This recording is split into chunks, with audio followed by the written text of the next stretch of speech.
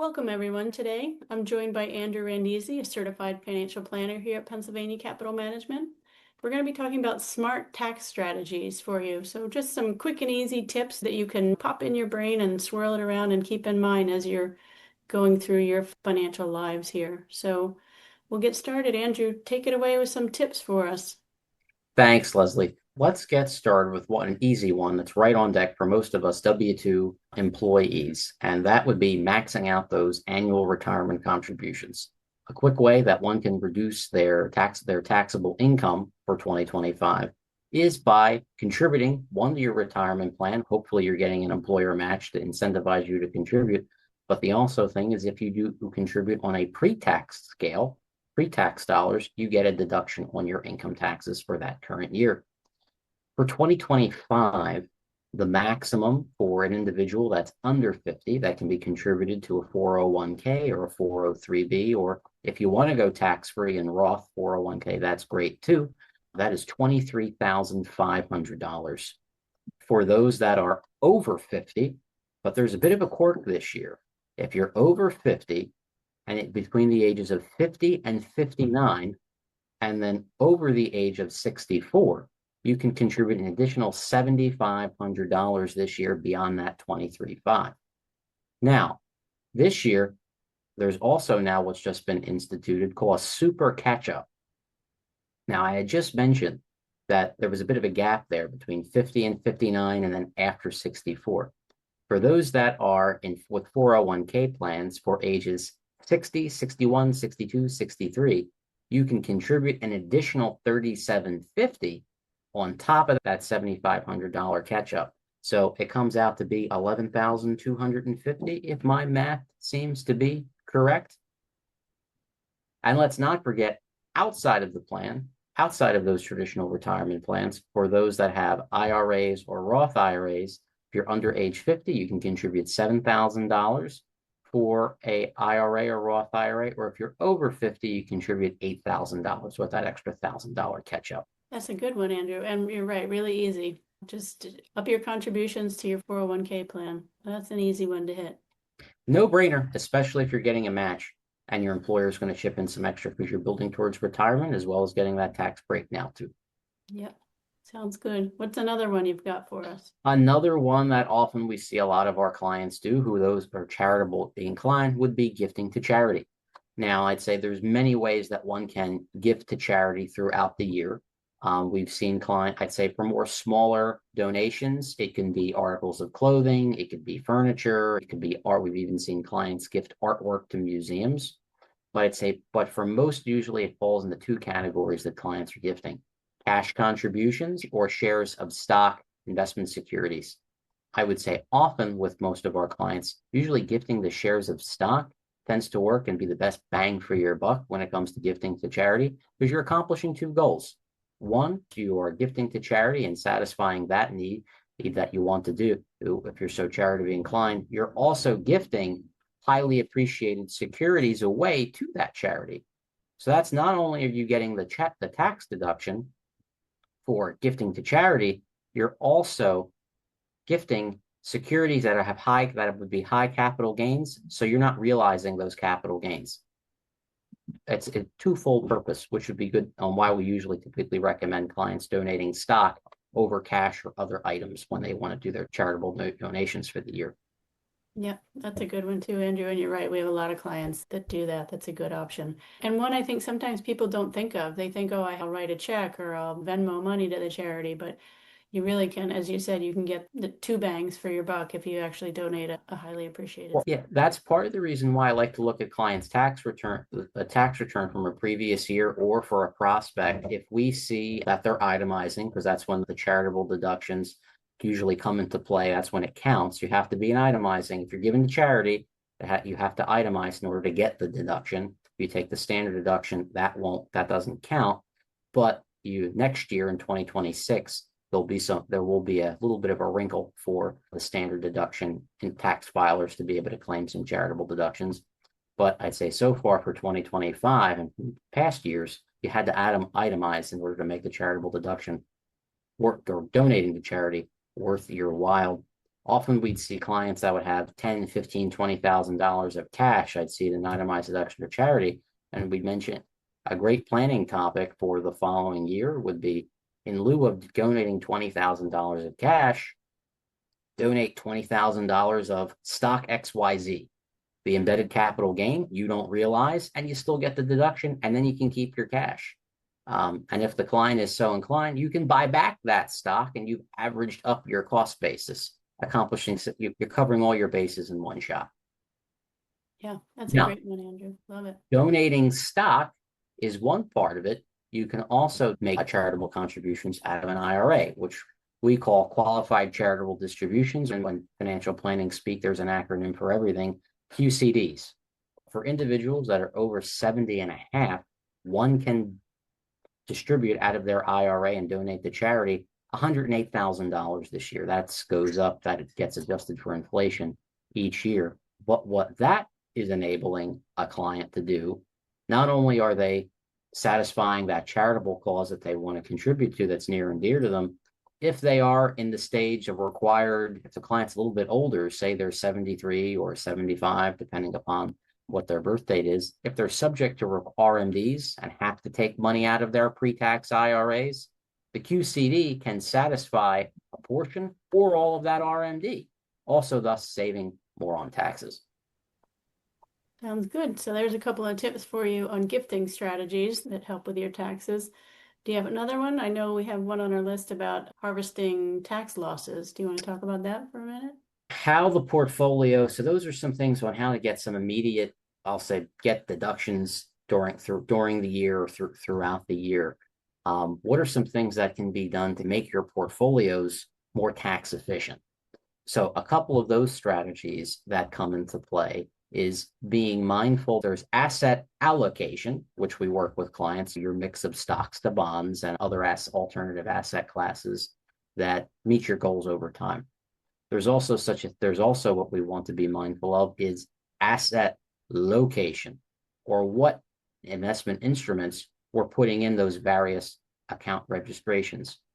So a great example that usually comes to mind would be we'll look at taxable brokerage accounts first. Taxable brokerage accounts, client gets a 1099. You'll want to be mindful. So every year there's going to be some tax drag, whether that might be portfolio selling throughout the year, interest and dividends. What you want to have more of an emphasis on if you're looking at taxable brokerage accounts would be qualified dividends, which fall into the 0, 15, or 20% bracket for clients. And then in terms of interest, what we'll also want to emphasize would be more municipal bond interest, which is not taxed at the federal level, or could also be taxed at the state level, depending upon if you're buying a state-specific muni bond. We have a client living in California, you might want to have more California muni bonds or muni bond funds in your portfolio. You live in Florida, not so much of a big deal because there's no state income tax, but you still want to have more. You could have a national muni bond or a whole of muni bonds across the country because you're saving on the federal tax. Another thing to keep in mind with taxable brokerage accounts would be capital gains. This especially comes with mutual funds. Mutual fund companies have to distribute out their capital gains throughout at the end of the year, or at least by the end of the year, they have to have what their capital gains distributed out to you. That can be, I call it phantom income tax. That's the tax drag that comes into the portfolio.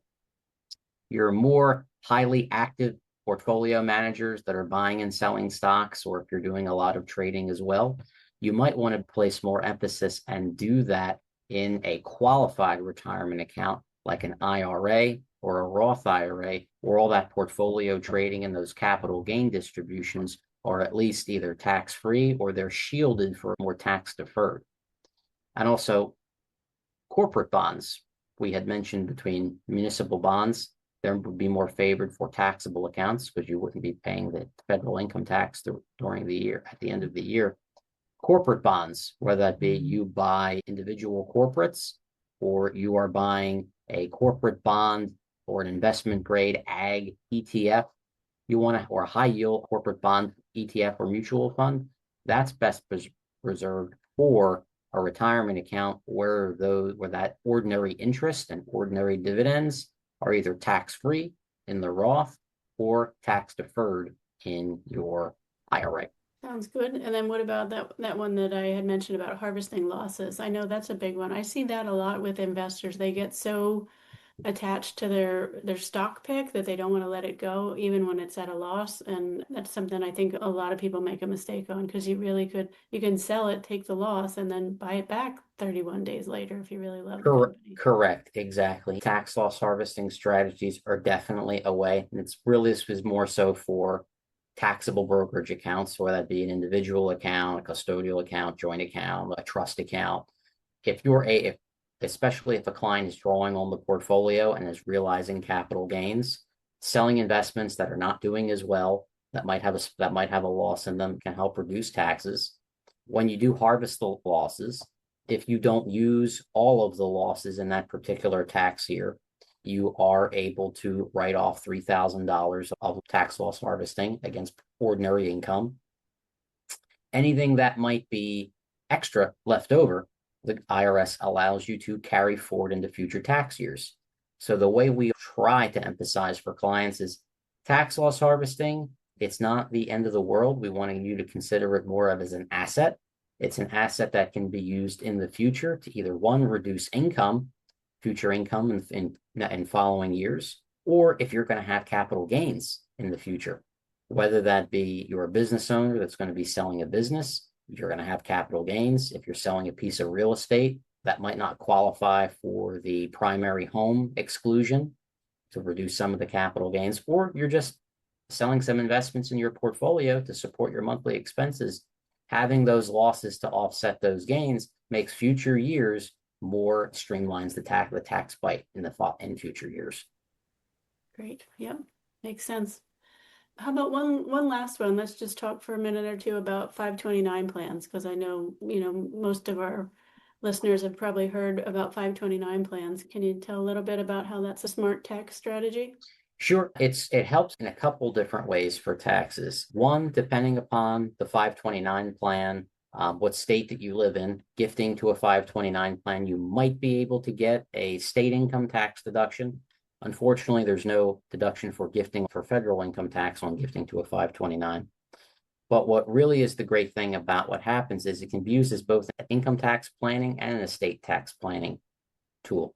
On the income tax planning, you are getting tax-free growth, so long as when the dollars do come out, they are being used for qualified education expenses. The recent tax package that passed this past 4th of July expanded a lot of the uses for what falls under the umbrella of qualified education expenses. And then next year, it has been expanded previously. 529s could be used to pay for K through 12 private school education, and it was capped at $10,000.